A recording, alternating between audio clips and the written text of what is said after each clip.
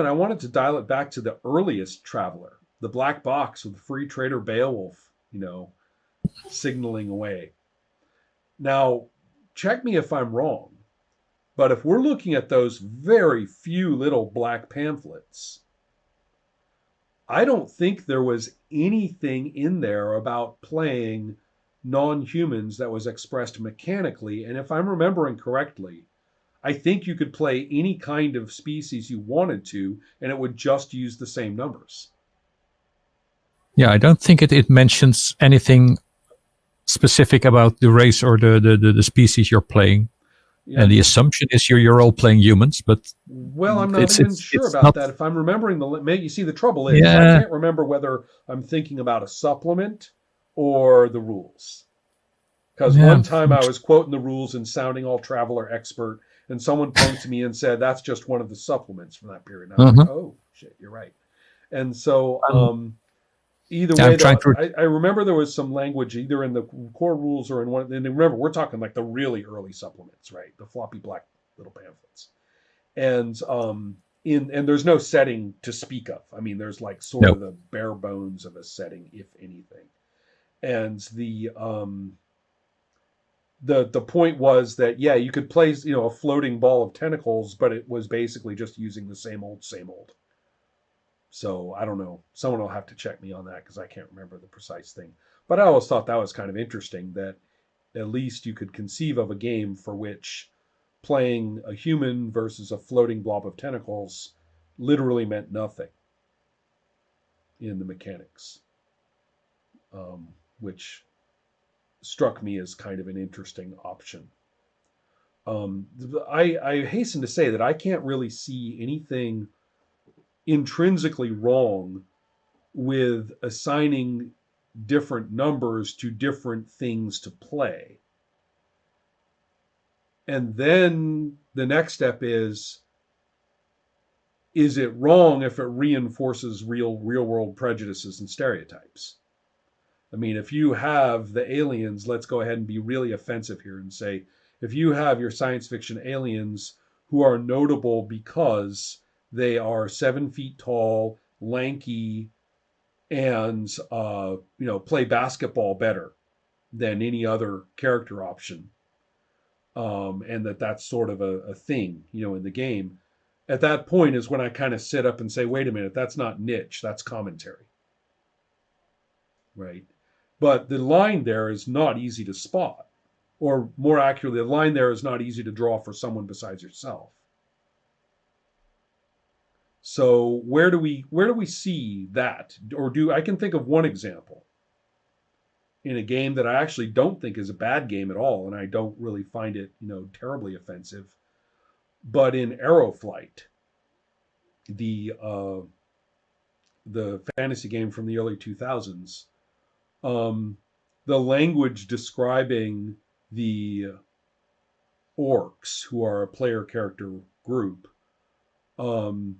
is so pointed regarding the American Black experience that I don't find it naive on the part of the writers. It's actually done in a way that leads me to say they're kind of giving you, all right, if you've got the guts, you can play this.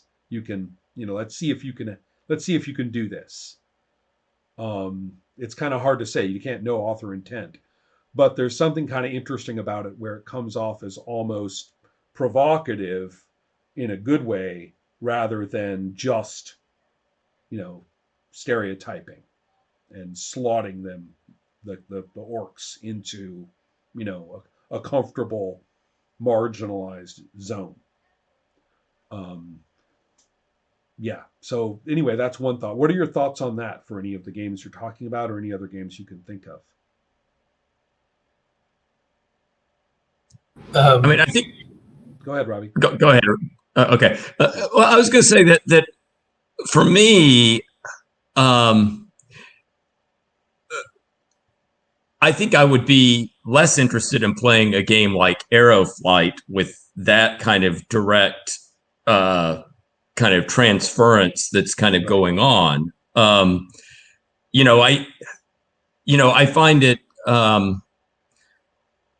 I think it's kind of more intriguing for me, and kind of has, opens up more possibilities to have the idea that, okay, here are these, whether it be science fiction races or fantasy races that do have their kind of distinctive, strengths and weaknesses, but where it's not kind of mapped out so directly. But then in the course of playing that kind of a game, I remember when I first started playing, fantasy role playing games in Mobile, Alabama, and we were encountering orcs and such things, and had all this talk about race in the the game.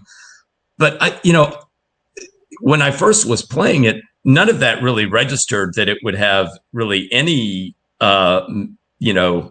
mapping onto like the discussion of race that was going on in my society around me. I think it's only been much later that that kind of idea has kind of opened up to me.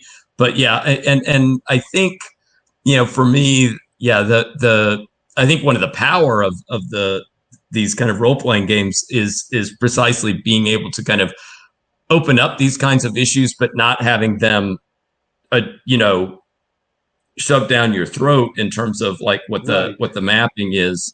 Yeah, the mapping thing becomes really bizarre. The question is whether it's opening things up, in a way that we could respect and be interested in, or whether it's really pigeonholing, or caricaturing. And I was thinking, I mean, not even the most egregious role-playing games I can think of, not even they go so far as to take historical human ethnic groups or regions and assign them different levels of dexterity and intelligence and strength and stuff like that, right? I mean, that, and so one can turn it around and say, well, if it's not okay for different human groups, why is it okay for orcs and goblins? And it's a very tricky question. Here we are talking about a game with quantitative elements, and it makes perfectly good sense to try to tweak quantitative elements as player options. And it's also perfectly ordinary, just as we see across all of science fiction and fantasy, and maybe stuff that's not even science fiction and fantasy, where we see things like this group is good at this and that group is good at that. And I think that, and I'm not talking about whether that's historically true. I'm talking about these as literary devices. And the jury's out on how bad that is, right? I mean, we don't know. There's times when I see it and I'm appalled, and then there are times when I see it and I'm like okay with it, and I don't know where I drew my line. Well, one thing that I wonder if maybe is a variable here is how serious is the text about treating the non-human, the orc or goblin, as a genuinely non-human species with a non-human life way. In other words, do you know what I mean? I mean, I think absolutely. I mean, the example that immediately jumps to mind, right? I don't want to undercut you, but my example is like go ahead, hovering in the air. No, you tell me, because I'm having trouble. Thinking it's worth thinking about the interesting historical journey of the trolls in Glorantha. Oh, right, of course. Which is that in the early game, they were adversarial characters. You did not play non-humans. And all the non-humans were very distinctive and often either deconstructive or provocative spins on the terms, like elf, etc. Specifically to sort of untolkenize everything. The dwarves are plants. They're plantoid people. Whether they look like plants or not depends on the artist. or the dwarves are very likely robots as far as we can tell. And again, since they never provide verbal descriptions, it's always up to whatever the artists that they paid did or interpreted, or were directed, and then who knows how well they responded to the direction. But to go back to the trolls, the first big push was Sandy Peterson's Troll Pack in the early 80s at the latest, maybe even like by 1980, if I recall correctly. I mean, it's a remarkable feat because Peterson wanted to keep them as horrific and monstrous as humans in the setting would perceive them. He didn't want to turn it around and say, oh, well, humans are just, making up stories. No, the trolls really are cannibalistic and predatory and weird and full of values that literally aren't going to get along with people. You would have to be a weird person to get along with a troll. And yet they're not devoid of flexible behavior. I mean, they can behave flexibly. They have personal opinions. They have a complicated society with lots and lots and lots of potential internal conflict. They have varying relationships with humans, depending on the region and depending on the group and depending on the individual. So all of a sudden, you got monsters you could understand. They didn't stop being monsters, but you could understand them. And it was the tiniest jump to playing a troll, which I'm not even sure. I'd have to dig out Troll Pack to see if it literally says anything about playing a troll character. But frankly, you could all the way back to the core book. You kind of could look at them and go, well, let's try playing these guys. Just like people often played orcs and goblins in D&D tacitly, off rulebook, off book, if you will. Just the same way that they played centaurs and werebears and stuff like that. And that didn't necessarily mean that they played like pillaging, looting, atrocity-prone characters either. But trolls were kind of interesting. You actually could play killing, pillaging, atrocity-prone characters from the point of view of the humans and elves that they were eating. So it was a really interesting twist that they did.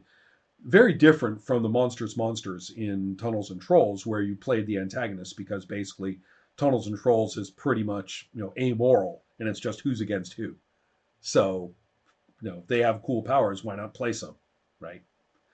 But the situation with Troll Pack was clear as the game evolved into more and more and more rule sets, different publishers, different writers.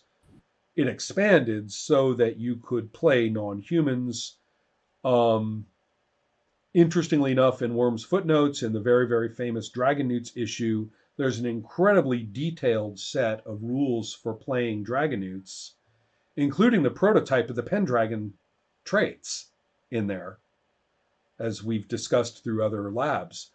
But there's also explanations that don't let the players do it because no player could do it. Players are obviously incompetent to do this, which I thought was really weird. But of course, everybody disobeyed it instantly and started playing Dragon Newts, using these weird behavioral traits where they bombed around in this kind of kooky way and went through reincarnations of spiritual growth. I mean, who doesn't want to do that? It's awesome. I mean, the mechanics are all just sitting right there in the article. Why on earth aren't we not doing this? And people obviously were playing trolls long before it was a formal core book option. I mean, you pick up 13th Age now, and I mean, playing a troll is just right there to do. It's an option. So the trolls are kind of interesting in that I think Loranthophiles have always kind of liked the idea that we're not going to have them stop being monsters. They will not be human. Their biology, their fantasy biology, their outlooks, their religions and stuff. You can get some integrative trolls. You can get some trolls you can get along with humans. You can get some trolls whose culture is more integrated with human culture. but it's always going to be an integration. It's not going to be assimilation.